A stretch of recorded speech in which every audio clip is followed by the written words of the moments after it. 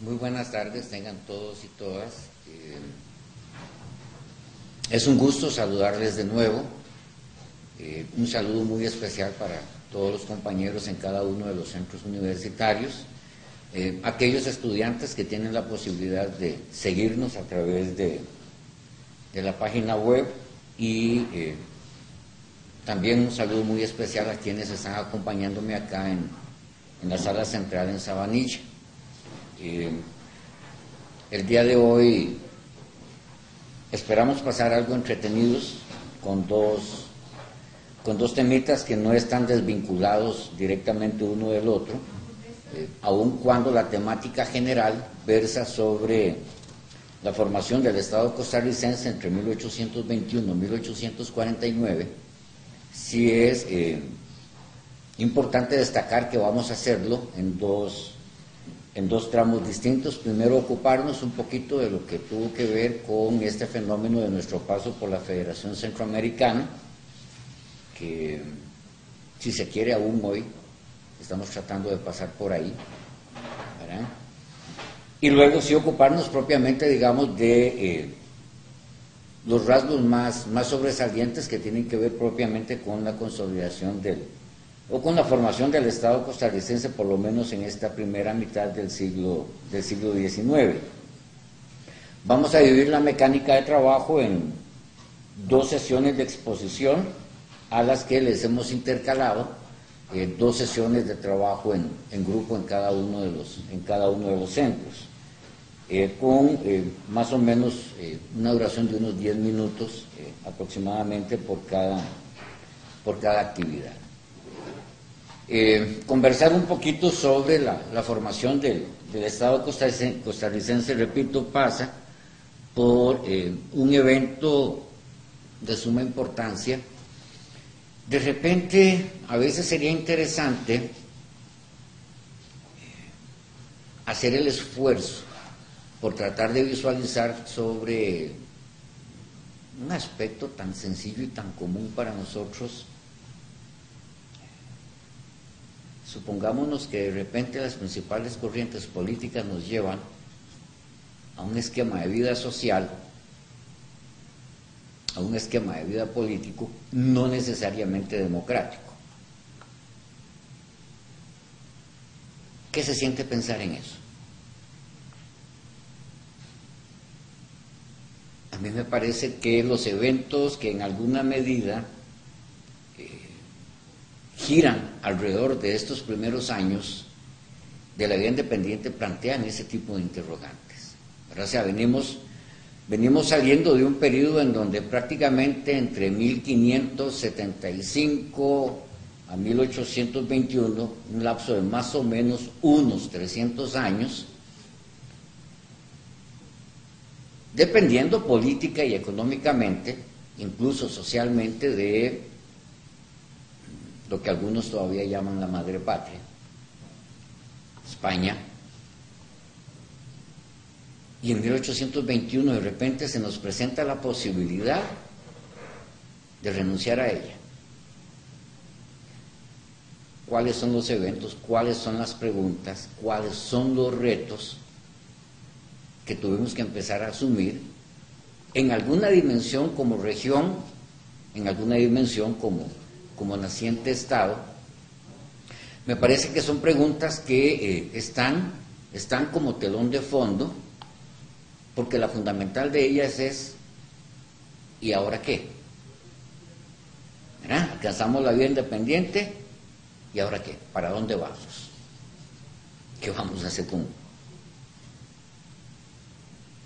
nuestro proyecto de vida, con nuestro futuro, con cómo nos vamos a entender con los demás? Son algunas de las preguntas que quizás en un momento determinado pudieran aflorarnos y que probablemente pudieron aflorarle a toda la gente que vive en esta coyuntura, aun cuando sí es importante tomar en cuenta que ya había alguna gente que tenía perfilado un proyecto político, hay gente que empezaba a perfilar un proyecto económico, y que si nosotros recordamos un poquito lo que veníamos planteando de la temática anterior, que giró alrededor del descubrimiento y la conquista, de repente nosotros nos encontramos con una capa de comerciantes que empiezan a dinamizar la vida económica y la vida social del Valle Central, articulados un poco a la producción tabacalera y que posteriormente fue gente que se fue vinculando a otro tipo de cultivos hasta que finalmente quizás como uno de los países que más tempranamente en Centroamérica logra desarrollar la actividad del café, y empezamos a establecer ya los pasos más certeros hacia una vinculación más directa con el mercado mundial. Este aspecto de estos comerciantes que estuvieron dinamizando económicamente el Valle Central es gente que curiosamente también va a tener una forma de ver el mundo, tiene una forma de pensar la sociedad y anhela, en muchos sentidos, ostentar el control político, ¿verdad? Esto, repito, porque ya se ha empezado a cristalizar la posibilidad de levantar un nuevo proyecto político-económico, y eso es algunas de las cosas que están como, repito, como telón de fondo cuando nosotros empezamos a mencionar, bueno, ¿cuál fue el sentido que tuvo nuestro paso por la Federación Centroamericana? Entonces, en este primer momento nos estaríamos ocupando precisamente de eso, ¿verdad? ¿Qué características tuvo nuestro paso por la Federación Centroamericana? ¿Cuáles fueron los principales retos? Pero sobre todo, ¿qué puntos a favor, qué puntos en contra pudo haber tenido para un Estado como el que empieza a perfilarse como naciente Estado costarricense?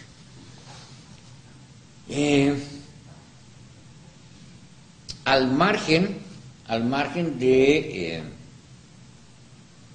de que en muchos casos la mayor parte de las fuentes para ir escribiendo la historia de estos eventos sobre los que vamos a conversar la tarde de hoy tienen su asidero en las principales fuentes coloniales y en las principales fuentes históricas de principios del siglo XIX, en donde por una razón de sobrevivencia económica o en alguna medida lo que en muchos casos la gente trata de ir tratando de resolver, no tener que pagar muchos impuestos, ¿verdad? Se empieza a ir generando toda una forma de ver el caso de la provincia de Costa Rica y después propiamente el Estado de Costa Rica ya en su proceso de formación. Esto es, las principales fuentes documentales de las que nosotros hemos venido disponiendo apuntan desde el discurso de las principales autoridades políticas que todos éramos pobrecíticos, ¿verdad? Y que en nuestra sociedad rural propia de principios del siglo XIX campeaba la pobreza. Eso me parece a mí que es algo que no se puede negar, ¿sí? Lo que sí no se puede afirmar es que efectivamente todos fueran pobres, ¿verdad? ¿Sí? Eso me parece que sí hay que manejarlo como con un poquito más de cuidado. Pero en términos generales, nosotros sí vamos a encontrar que es una de las provincias más atrasadas, cuenta con poca población, claro, ya habíamos destruido la mayor parte de la población por sobretrabajo, que fue la población indígena, y que provocó la crisis agraria que obligó a pegar el brinco hacia una economía más comercial, más vinculada hacia el asunto del tabaco y posteriormente al café. Es una economía débil, desvinculada del mercado mundial y con un mercado para el comercio muy estrecho, fundamentalmente toda la parte sur de Nicaragua. Nuestros vínculos más directos vienen hacia Granada, o bien la vinculación económica hacia Panamá. Hay una evidente escasez de obras de infraestructura, pero además también es una de las provincias que muestra incluso debilidad en el plano académico, en el plano intelectual. Hay una débil presencia de intelectuales y profesionales, y para el grueso de la población sí vamos a encontrar que pesa mucho la falta de escolaridad, ¿verdad? O sea, no es tan sencillo en esta época poder pensar en que la gente toda pudiera estudiar en esta dimensión, ¿verdad? Sí vamos a encontrar también que además sigue siendo una sociedad profundamente conservadora, orientada, digamos, hacia los fines políticos de la corona, ¿verdad? O sea, ese rezago en el desarrollo político va a pesar en los primeros años de vida independiente, y quienes no están de acuerdo del todo con esos esquemas de pensamiento tan conservador, fundamentalmente se van a ocupar de guardar silencio, ¿verdad?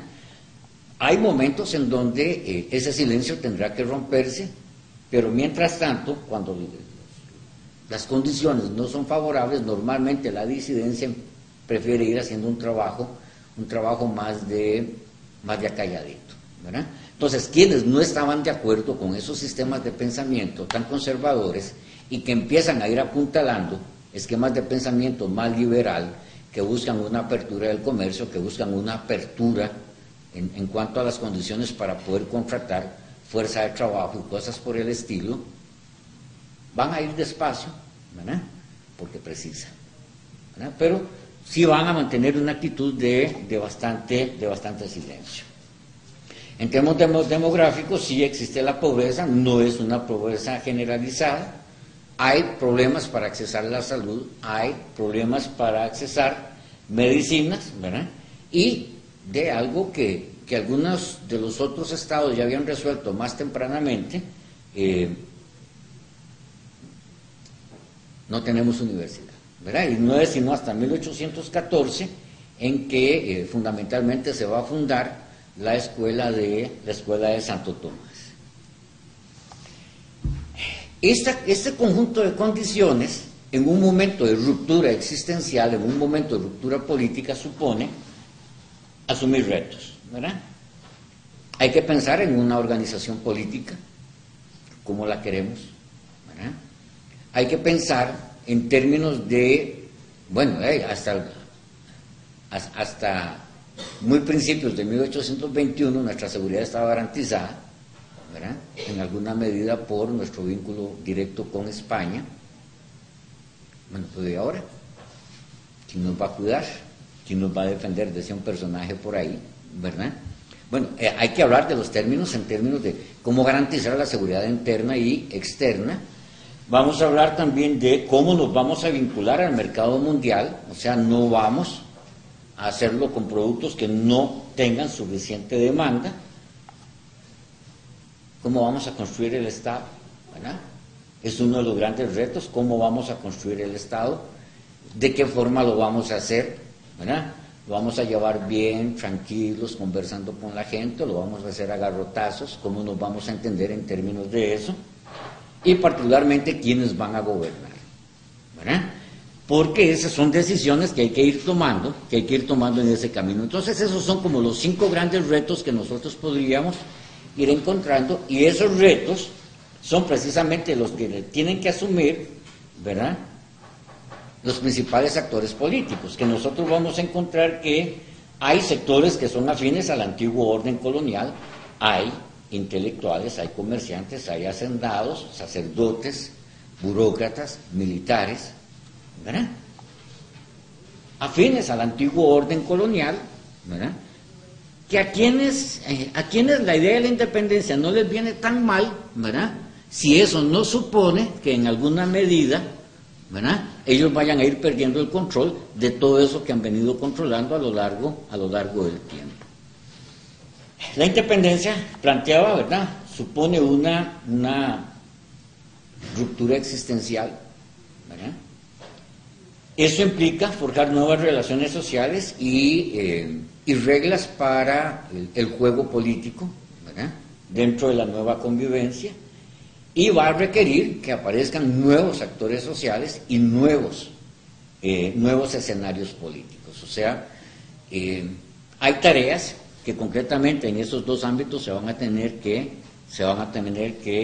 asumir, y eso supone también resolver algunos problemas, ¿verdad? ¿Cuál es la organización política y económica de Costa Rica, ¿verdad? cómo la vamos a asumir, quiénes van a participar de ese proceso y a quienes no vamos a dejar que participen de ese proceso, ¿verdad? Cuáles actores tienen que surgir y cuáles actores tienen que fundamentalmente debilitarse.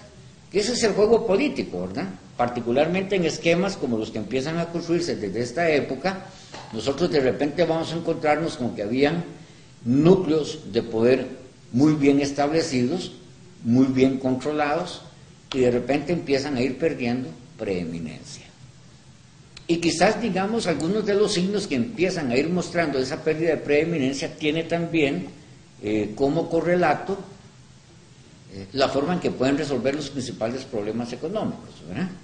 Saliendo de la colonia, uno de los sectores que empiezan a irse golpeando son precisamente aquellos sectores que controlaban el comercio entre Nicaragua y Panamá, la mayor parte de ellos comerciantes cartagineses, y por el otro lado también vamos a encontrar que con la crisis agraria van a entrar en problemas para contar con la fuerza de trabajo necesaria para atender sus haciendas en Guanacaste. Entonces es gente que no solo empieza a ir perdiendo mucho dinamismo económico, empiezan a ir perdiendo poder económico, sino que esto posteriormente va a ir fragmentando las posibilidades del control político que venían sosteniendo. Bueno, este es un sector que necesariamente tendrá que debilitarse de cara al otro proyecto que paso a paso, muy tranquilos, están empezando a levantar otros comerciantes con otra lógica de ver el mundo, con otra forma de entender el juego económico, ¿verdad? Y con otra forma de, incluso de pensar, ¿verdad?, de cómo se van a apropiar del fruto de la fuerza de trabajo, ¿verdad? Y que es gente que entonces empieza a ir poquito a poco, a ir mercantilizando cada vez más la dinámica económica, ¿verdad? Acá nosotros vamos a encontrar también que en estos primeros años, una institución que por excelencia ostentó muchísimo poder, ¿verdad?, pudiera ser que incluso hasta en la actualidad no lo haya perdido del todo, ¿verdad?, pero también es una institución que paulatinamente va a ir tendiendo a debilitarse, que es la Iglesia, ¿verdad? Entonces, digamos, estos son como las tendencias que nosotros podríamos ir marcando en cuanto a qué actores sociales tienden a debilitarse, ¿verdad? Pero vamos a encontrar entonces que surge una nueva capa de comerciantes bajo una lógica y una visión de mundo de un corte más liberal y que tienden a irse afincando cada vez con mayor fuerza en torno al control del poder. Y es gente entonces que va a ir teniendo que ir tomando algunas decisiones, algunas muy aplaudidas, otras sencillamente deplorables si se quiere, ¿verdad?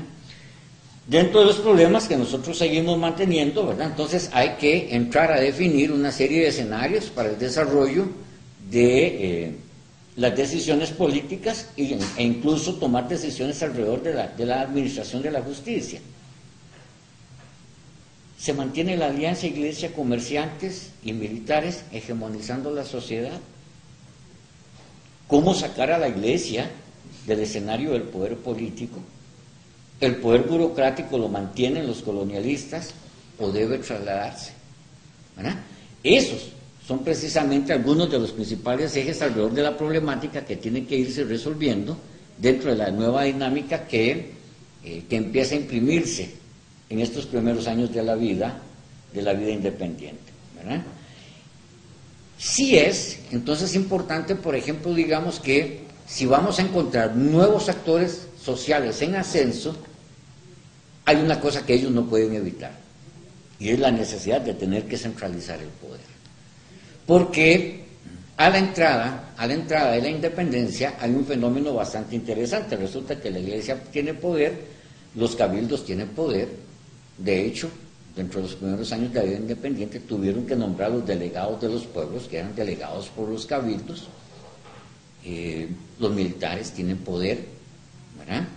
Y los nuevos liberales quieren tener poder, ¿verdad? Entonces, una de las principales tareas es cómo debilitamos al resto de la gente, cómo los hacemos ir ¿Cómo hacer para que vayan perdiendo esas cuotas del poder? ¿Cómo pueden irlas ganando los nuevos actores sociales y a la vez que la van ganando, ir centralizando ese poder? ¿Verdad? Porque al ir centralizando este poder también hay otra cosa que se centraliza, y es la autoridad. Pero además hay otra cosa que se centraliza, ¿verdad? ¿Sí? Que el resto, que no tenemos posibilidad de entrar a ese juego de poder, ¿verdad?, seamos buenos y obedientes. Y esa cosa tiene que construirse, ¿verdad? Y esa cosa tiene que construirse, por eso es que se plantea que se evidencia el esfuerzo de construir por medio de la centralización política la obediencia civil y la convivencia colectiva, ¿verdad? Descansando sobre bases materiales construidas con la vinculación al mercado mundial. O sea, aquí no estamos hablando de ninguna otra cosa que tiene que haber una correspondencia y tiene que irse creando una unidad entre un sector social que asciende, ¿verdad?, que tiene una forma muy concreta de ver y hacer la política, pero que además esas dos dimensiones tienen que estar estrictamente enlazadas con el nuevo proyecto económico, ¿verdad? Entonces no podemos pensar en un nuevo proyecto económico para una sociedad si no tenemos el componente político que le dé sustento a la toma de decisiones y la estructura social que lo acompañe, ¿verdad? Porque nosotros vamos a ver que hay una serie de reconfiguraciones en todo el esquema económico que se va a manejar posteriormente, ¿verdad? Esa fase de reacomodo que nosotros vamos a encontrar, vemos que empieza a expresarse muy tempranamente, ¿verdad? El primer reacomodo lo vamos a encontrar en 1821, ¿verdad? Y se expresa en un nuevo orden político, que es un elemento, ¿verdad?, de primer orden, superar precisamente ese fraccionamiento político, ¿verdad?, expresado en los localismos y sustentado en viejas prácticas coloniales. O sea, el cabildo de Barba tiene sus propias necesidades, ¿verdad?, y quiere tratar de resolverlas. Bueno, aquí el chiste es cómo los hacemos llegar al nuevo proyecto, ¿verdad? Que el cabildo de Heredia también tiene sus propias necesidades, su propio juego de intereses, su propia forma de entender y ver la política. ¿Cómo los acercamos? ¿Verdad? ¿Y qué vamos a hacer con los josefinos y los alajuelenses? Que tienden a ser cada vez más beligerantes, ¿verdad?, y que empiezan a distanciarse en cuanto a sueños y aspiraciones de heredianos y cartagineses. Y empezamos a ir viendo, ¿verdad?, que aun cuando lo que se trata es de superar un fraccionamiento político, el fraccionamiento político en sí mismo no se puede evitar, ¿verdad? Tenemos la vieja herencia colonial, ¿verdad?, acuerpada en Cartago y en Heredia, y la nueva herencia colonial, la nueva herencia liberal, perdón, que ha ganado, ¿verdad?, que ha ganado mucho terreno en Alajuela y en San José, y esto tiene que tratar de saltarse de alguna manera. Se trató de llegar a la concordia, ¿verdad? Sí, se trató de llegar a la concordia.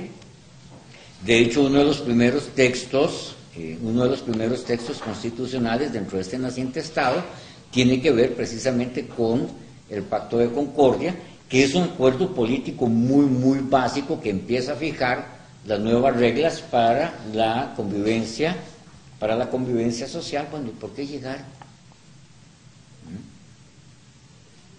a un primer estatuto político, a un segundo estatuto político, llegar al Pacto de Concordia? Porque dentro de la tradición liberal, ¿verdad?, lo fundamental es que todos los fenómenos se resuelvan dentro de los cánones que establece el derecho, ¿verdad? Que en el caso costarricense esa ha sido como una de las cosas que más podríamos tratar de rescatar, ¿verdad? No con la pomposidad, digamos, que el discurso oficial trata de asumirlo, pero tampoco podemos negarlo, ¿verdad? Frente a todo el proceso de inestabilidad política que desde muy temprano nosotros vamos viendo, siempre fue necesario volver, ¿verdad?, a esquemas de funcionamiento enmarcados dentro de la legalidad, enmarcados dentro de la constitucionalidad, ¿verdad?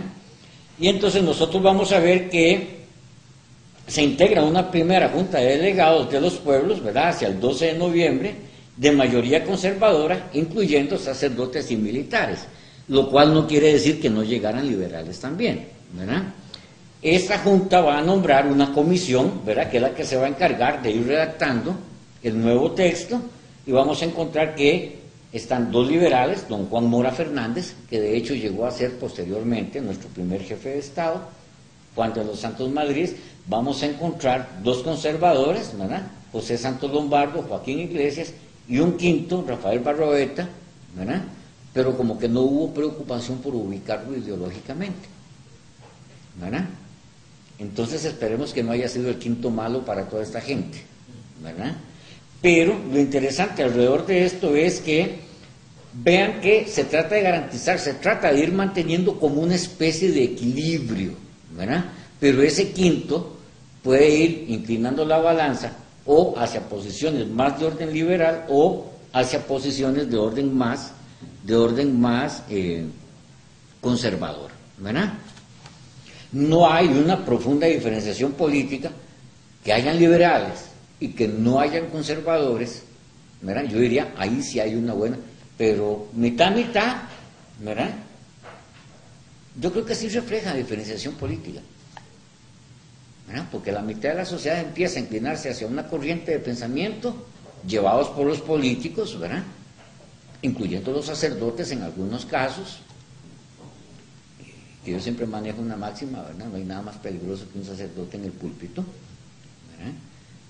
Mueve a la gente y la siguen moviendo, ¿verdad? Lo cual no quiere decir que no hubiera sacerdotes liberales también, con algunos problemillas colaterales que ese esquema de pensamiento pudiera imponerles, pero, ¿verdad?, aquí vamos acrisolando una enorme cantidad, ¿verdad?, una enorme cantidad de matices. O sea, nosotros no podemos afirmar que todos los sacerdotes eran conservadores, lo mismo que todos los comerciantes, lo mismo que todos los militares, porque también vamos a encontrar sacerdotes, militares y comerciantes que no eran conservadores, eran liberales, ¿verdad? Y eso empieza a expresarse. Entonces yo creo que sí hay una diferenciación política importante, ¿verdad? Sí. Que eso no llevara al país a desangrarse desde una época muy temprana es otra cosa, ¿verdad? Pero sí hay diferenciación política. El equilibrio marca supuestos, ¿verdad? Entonces va a ser necesario negociar acuerdos, ¿verdad?, entre las partes. Esto se va a prolongar durante toda la vida republicana y lo seguimos arrastrando, ¿verdad? Nosotros tratamos de ir llegando a acuerdos, ¿verdad?, por la vía de la construcción de consensos. Cuando no se puede, nos tiramos a la calle, pero rapidito nos recogemos y tratamos de ir construyendo consensos, ¿verdad? ¿Sí? Y a veces lo que anhelamos es que no nos provoquen salir tanto a la calle, ¿verdad? Vamos a encontrar una situación social compleja. No todos los sacerdotes eran conservadores, no todos los comerciantes eran liberales, ¿verdad?, que es la idea que más o menos trataba de venir manejando anteriormente. Sí hay un anhelo, ¿verdad?, por tratar de llevar la ceremonia en paz, ¿verdad? O sea, se busca un anhelo de tranquilidad, de unión, que logró llevar a la promulgación del Pacto de Concordia, que tiene ya, este primer documento sí tiene un peso importante alrededor del pensamiento liberal. Bueno, reconoce que todo ser humano es libre, ¿verdad? Reconoce que la esclavitud hay que abolirla, ¿verdad? Ya eso empieza a darle dando un tinte muy, muy liberal, ¿verdad? Posterga la realidad política de dicha coyuntura, o sea, contuvo la confrontación, pero además expone la fantasía de las viejas fuerzas sociales, ¿verdad?, que no aceptan la nueva realidad. O sea, para los conservadores siempre va a ser muy difícil entender que esta cosa cambió, ¿verdad? Y los liberales se van a encargar posteriormente de ponerlo en claro, ¿verdad? Los liberales van a tratar de optar por la obtención de acuerdos que les posibiliten abrir nuevos espacios, ¿verdad?, en negociaciones futuras y poder nombrar sus representantes. O sea, no vamos a entrar con una posición muy confrontativa, porque de momento lo que interesa es ganar espacios, lo que interesa es ganar representación. Y por el otro lado, sí es evidente que el pacto no resolvió el problema de los localismos, ¿verdad? Cartago quiere la capital, ¿verdad? Pues lamentablemente se la quitamos. vamos a decirlo muy duro, ¿verdad? Pero lamentablemente se la quitamos, ¿verdad? Este juego, este peso de los localismos va a provocar que se convoque a la integración del Congreso de Diputados, ¿verdad? Se decide cambiar la integración de la Junta de 7 a 3 miembros, ¿verdad? Entonces vean que aquí lo que es un esfuerzo por tratar de concentrar el poder, concentrar el control del aparato que toma las decisiones, ¿verdad? Se busca fortalecer el Ejecutivo y lograr una visión de conjunto, ¿verdad? Pero la capital se queda en Cartago,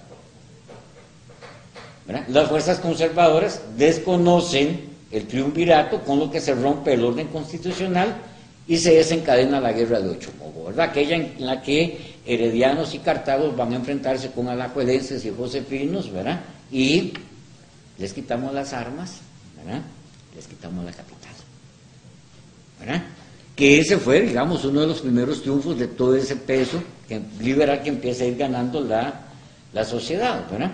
Resuelto el conflicto, se traslada a la capital, a San José, y ese pleito se mantiene todavía por un tiempo más, ¿verdad?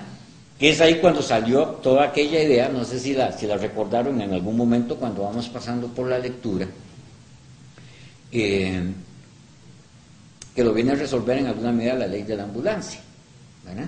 Entonces un tiempo la capital va a estar en Cartago, otro tiempo la capital va a estar en San José y otro tiempito va a estar en Heredia, pero no han terminado de llegar cuando tienen que empezar a desmontar porque ya va para otro lado, o sea, tienen que ir rotando año a año. Entonces no habían terminado de acomodar la silla cuando había que levantarla de nuevo, ¿verdad? Entonces nosotros vamos a encontrar que ese tipo de cosas siguen reflejando los localismos, ¿verdad?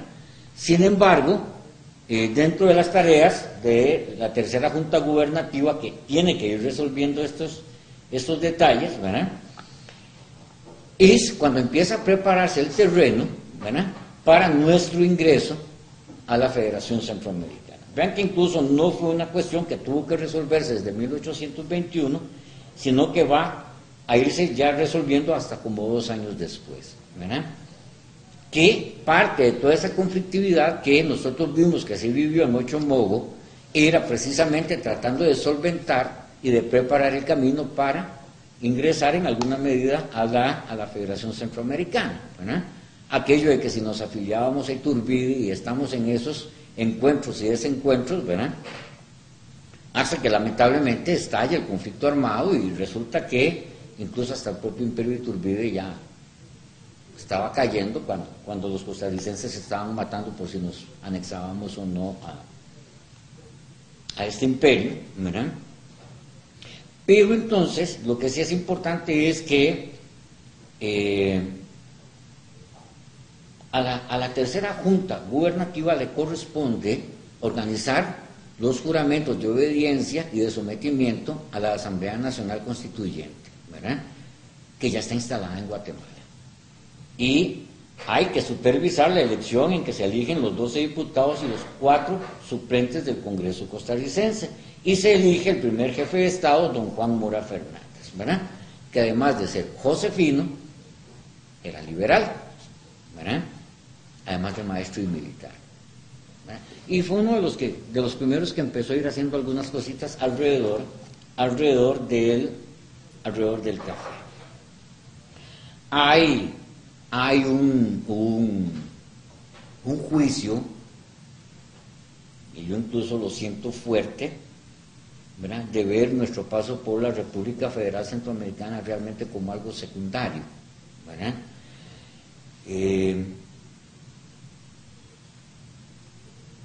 A mí me parece que es un juicio que hay que también tomárselo como con un poquitito más de cuidado, porque ese paso por la República Federal en alguna medida sí le dio réditos, le dio muchos réditos a la política costarricense y sobre todo a los políticos que querían hacer política, ¿verdad?, en torno al naciente Estado, ¿verdad? Sin embargo, digamos, el peso de ese juicio negativo que en alguna medida podemos encontrar a lo largo de la lectura de este capítulo, tiene que ver con que en mucho las penurias sociales, ¿verdad?, que pasó a la provincia, en alguna medida no dejan de ser responsabilidad del olvido por parte de las antiguas autoridades coloniales, ¿verdad? O sea, como que nos seguíamos doliendo, digamos, de todas esas penurias económicas y sociales que se pasaron, ¿verdad? Particularmente porque ahí la riqueza tenía que fluir hacia Guatemala y de Guatemala fluir hacia otras latitudes, ¿verdad? Y quizás una de las cosas que más resentían en esta época era el hecho de que la Capitanía General le quitara a Costa Rica el estanco de tabaco para toda Centroamérica, ¿verdad? Recordemos que inicialmente el tabaco se le había garantizado el mercado granadino, ¿verdad? Y posteriormente el estanco de tabaco, sencillamente la Capitanía General lo retoma para su propio beneficio, ¿verdad? Hay una frase que es fuertísima en ese texto, ¿verdad?, que ustedes tuvieron que habérsela topado en la página 220, dice que el proyecto de la República Federal Centroamericana fue una magnífica idea, pero nada más eso, una idea, ¿verdad? Desde la lectura que ya ustedes hicieron y con el criterio que ustedes manejan al respecto, ¿qué argumentos se pueden plantear para darle validez a la afirmación anterior? ¿Verdad? Entonces vamos a trabajar aproximadamente unos 5 o 10 minutitos alrededor de esta idea. ¿Qué argumentos podemos plantear para darle solidez a esa afirmación? ¿Verdad? Que también se vale, ¿verdad?, si los tienen, plantear argumentos que no le den validez necesariamente, ¿verdad? Pero son categóricos. Es que la frase es fuerte. El proyecto de la República Federal Centroamericana fue una magnífica idea, pero nada más eso, una idea. Vean, alrededor de esto, y eso es lo importante, digamos, en alguna medida de las tendencias históricas. Quizás una de las cosas que podríamos nosotros ir rescatando, digamos, de este tipo de experiencias que se viven, tienen que ver precisamente con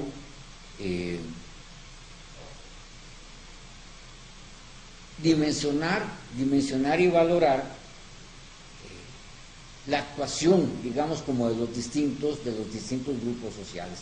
Ya desde el principio nosotros encontrábamos que alrededor de los primeros movimientos dentro del naciente Estado costarricense, la disidencia guardaba silencio, ¿verdad? Ojalá que este silencio que hemos escuchado el día de hoy esté precisamente apuntando a que estamos tratando de construir una cosa muy distinta a donde vivir, ¿verdad? O sea, son digamos, como los eventos que nosotros en alguna medida tenemos que ir aprendiendo a ir planteando. O sea, hay cosas en las que definitivamente nosotros perfectamente podemos optar por participar o no participar, ¿verdad? En este juego, y quizás digamos es algo muy interesante que se puede rescatar, uno de la intervención que se hacía acá en San José, ¿verdad?, como que en alguna medida quizás efectivamente tratar de construir todo un proyecto de integración centroamericano en una época tan temprana, efectivamente podía arrojar muchas dudas, ¿verdad? Efectivamente puede hacer saltar un montón de inquietudes, pero también como correlato nosotros vamos a encontrar que si bien el nivel general, el tratar de vernos como Centroamérica, que aún hoy sigue siendo muy difícil, ¿verdad? O sea, muy difícil de interiorizar, ¿verdad? Porque ya se han dado saltos importantes alrededor de todo este fenómeno de la integración. Hay también otra dimensión en donde, si escuchamos en alguna medida las respuestas que se tratan de lograr por parte de los compañeros de Liberia, dice que ese paso en alguna medida más allá de ser simplemente una idea, a nivel interno sí tuvo la capacidad de generarnos condiciones para un tránsito más tranquilo hacia una economía cafetalera, dinamizar el comercio, pero además a nivel interno resolver incluso preocupaciones que los otros no tenían resueltas, ¿verdad? O sea, porque de repente, digamos, si nosotros hacemos un balance de cosas más finas alrededor de este proceso de integración centroamericana tan temprano, nosotros nos vamos a encontrar que de repente también es la época de las grandes anexiones, ¿verdad? Es la época de los grandes encuentros y los grandes desencuentros. O sea, ¿qué posibilidad real hay, por ejemplo, de que un cabildo tan enorme como fue el de Quetzaltenango, ¿verdad?, estuviera valorando la posibilidad de no pertenecer a Guatemala, ¿verdad?